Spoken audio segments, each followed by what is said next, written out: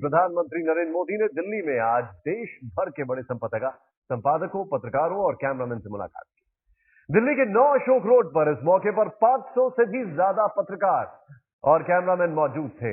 कार्यक्रम में प्रधानमंत्री मोदी ने देश और समाज के लिए मीडिया के योगदान की सराहना की और कहा कि आपकी वजह से देश बदल रहा है। कार्यक्रम में प्रधानमंत्री समेत वहां मौजूद सभी पत्रकार और संपादक खुश थे, उत्साहित दिखे। खास बात यह रही कि आयोजन से निकलने के दौरान मोदी ने बाहर खड़े कई कैमरामैन से भी हाथ मिलाया।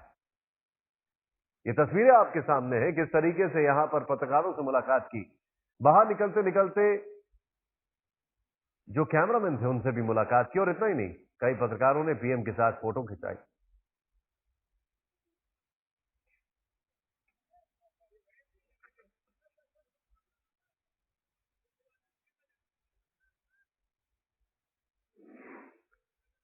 पत्रकारों और संपादकों के साथ पीएम मोदी ने अपनी मुलाकात के दौरान कई बातें कही और कई खुलासे किए।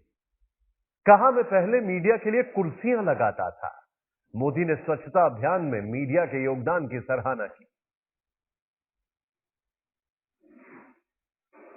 कुछ वर्ष पूर्व आप लोगों के साथ मेरा बड़ा ही गहरा नाता है।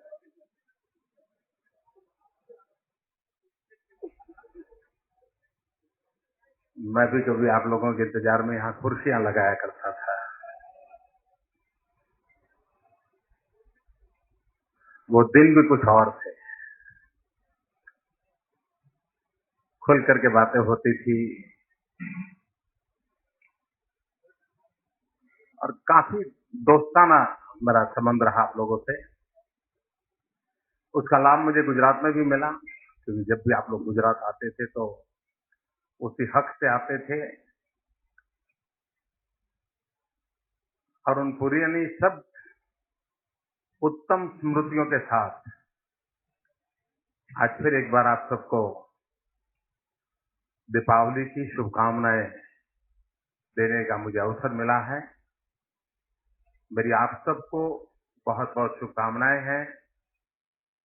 मैं आज खास करके देश के मीडिया के मित्रों का एक विशेष विषय पर हृदय से आभार व्यक्त करना चाहता हूं, अभिनंदन करना चाहता हूं। मैं पिछले करीब 1 महीने से लगातार स्वच्छता पर इतने आर्टिकल पढ़ रहा हूं और इसलिए जो मुझे मदद आप लोगों से माध्यम से मिली है और मैंने स्वयं ने कोई न प्रयास किया है न संपर्क किया है, लेकिन उसके बावजूद भी इसे एक राष्ट्रीय कर्तव्य मान करके, और कोई इसमें अछूता नहीं है, सबके सब इस काम में जुड़े हैं। मैं समझता हूं कि एक बहुत बड़ी शक्ति बनेगा और देश का मीडिया भी देश को बदलने में कितनी बड़ी अहम भूमिका निभा सकता है, इसका एक उत्तम उदाहरण मैं इस अभियान में देख रहा हूं। प्रधानमंत्री अकेले अपने हाथ में झाड़ू लेने से फैलने वाली नहीं थी, लेकिन आपने अपनी कलम को ही झाड़ू में कन्वर्ट कर दिया है और ये मैं समझता हूं कि एक बहुत बड़ी सेवा है। आप लोगों से मेरा वो पुराना नाता और अधिक गहरा कैसे बने, मेरा समय का सदुपयोग कभी कभी आपके बीच में भी कैसे हो सकता है कुछ समय में उसका रास्ता मुझे मिल जाएगा, ताकि आप लोगों को मीडिया के माध्यम से समझने के बजाय रूबरू में समझने का ज्यादा लाभ होता है। बहुत सी चीजें होती जो आप लिख नहीं पाते हैं, लेकिन बातचीत में बहुत सी जानकारी आपको मिलती है और सिर्फ इंफॉर्मेशन मिलती है ऐसा नहीं, कभी कभार दृष्टि भी मिलती है और वो बहुत मूल्यवान होती है, क्योंकि आप अपनी पैनी नजर से चीजों को बारीकी से देखते हैं और पैनी कलम से लिखते भी हैं, और जो काम पैनी नजर से नहीं होता है वो कैमरा की नजर से हो जाता है। अमिताभ इस वक्त हमारे साथ है, हमारे सहयोगी। अमिताभ जी, सीधे सीधे एक सवाल, प्रेस कॉन्फ्रेंस से पहले और प्रेस कॉन्फ्रेंस के बाद क्या तब्दीली दिखी?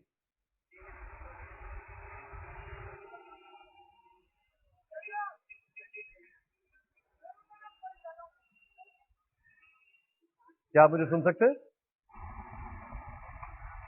निशांत, सवाल दोहरा दें। मेरा सवाल यह है कि प्रेस कॉन्फ्रेंस से पहले ये जो मुलाकात थी, प्रेस कॉन्फ्रेंस नहीं, इस मुलाकात से पहले और इस मुलाकात के बाद क्या फर्क दिखा परसेप्शन में? देखिए, दो चीजें साफ है। प्रधानमंत्री खुले दिल से यहाँ पर आए थे और मीडिया से पहली बार मिल रहे थे, तो एक संदेश देना भी चाहते थे कि मीडिया जो ये कहता है कि नरेंद्र मोदी प्रधानमंत्री मीडिया से लगातार दूरी बनाए हुए हैं, मीडिया के साथ संवाद नहीं करते, उस मिथ्या को तोड़ने की कोशिश की है। पत्रकार चाहे बीट रिपोर्टर हो, चाहे संपादक हो, सबसे एक एक करके मिले निशांत। जाहिर तौर पर एक मिथ को तोड़ने की कोशिश की है, एक संवाद, सीधा संवाद कायम करने की कोशिश की है, मीडिया से इनपुट की बात की है ताकि उनको सरकार चलाने में बेहतर मदद मिल सके। उन्होंने ये भी कहा है कि अगर मीडिया का इनपुट जो होता है, इनसाइट होता है, उससे सरकार चलाने में काफी मदद मिलती है, क्योंकि हम लोग काफी जड़ों तक जाते हैं। तो जाहिर तौर पर उत्साहित थे पत्रकार, क्योंकि खासकर प्रधानमंत्री के साथ सेल्फी खिंचवाने के लिए, तस्वीर खिंचवाने के लिए बीट रिपोर्टर्स में होड़ मची थी। तो जाहिर तौर पर एक उल्लास का वातावरण जरूर छोड़कर गए हैं प्रधानमंत्री यहाँ पर। बहुत बहुत शुक्रिया हमसे बातचीत करने के लिए।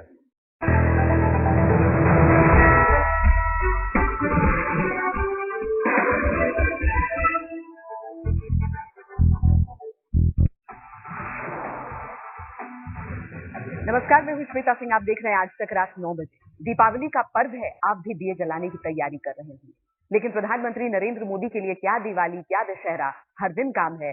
मोदी के लिए काम त्योहार है। आपको याद होगा, नवरात्रों में मोदी अमेरिका दौरे पर थे। अब दिवाली के दिन वो कश्मीर में बाढ़ पीड़ितों के बीच होंगे।